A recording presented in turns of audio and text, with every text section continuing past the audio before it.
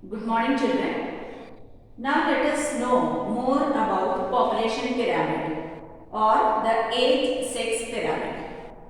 So the shape of the population pyramid, it tells the story of the people living in that particular country.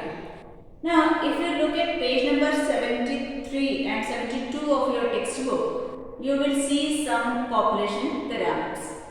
In these population pyramids, the bottom line is the line in which the number of children below the age of 15 years is shown. And these lines show the number of it reflects the level of the births. So in all these figures here and in Kenya figure, in India figure and in Japan figure, you can see that the bottom line shows the level of birth.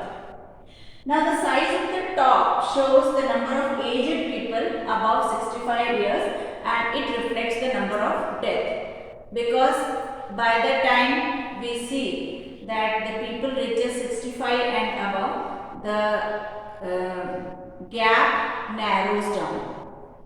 So also how many dependents are there in the country, that also we can find out by looking at this population pyramid. So the number of dependents are also of two groups. One who are below 15 years of age, who are school going children, so they are dependents. Similarly, those who are 65 and above, those who are elderly people, they are also dependents. So by looking at this population pyramid, we can find out the dependents also.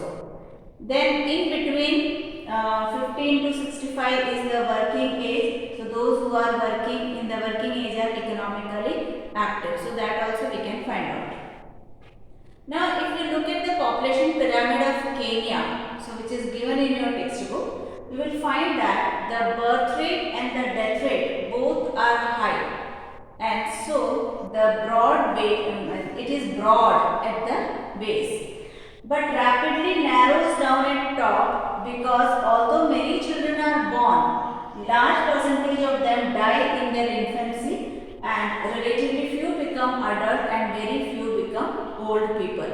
So if you look at the pyramid of Kenya, you will find that in the age group of 0 to 4, there are many people, or we can call many children. Then from 5 to 9 it is reducing, then 10 to 14 again it is reducing. So 10 to 14 itself the number of children have reduced.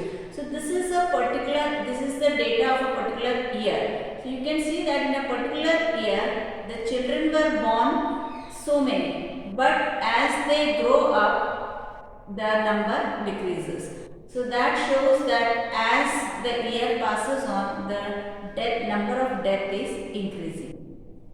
Now similarly, if we look at the population pyramid of India, we will find out that in countries where death rates, especially among the very young, are decreasing, the pyramid is broad at the younger age group.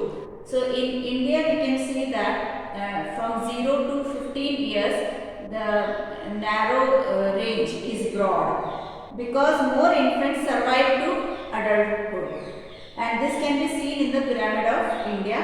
Such population contain a relatively large number of young people, because so many children have survived and they have reached up to the adulthood. So number of young people are more, and which means a strong and expanding labor force. So in India the narrow base is broad.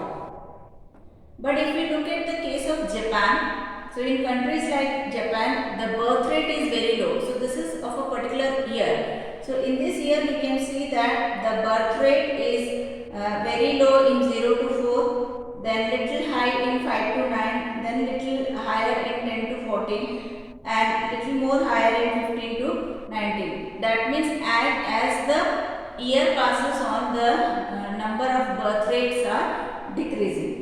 So in countries like Japan, low birth rate make the pyramid narrow at the base, and decreased death rate allow number of people to reach at the old age. So many people whom you see in the working age, very few of them die when it comes to old age, and many of them are surviving. So, in this way, these three figures we can compare.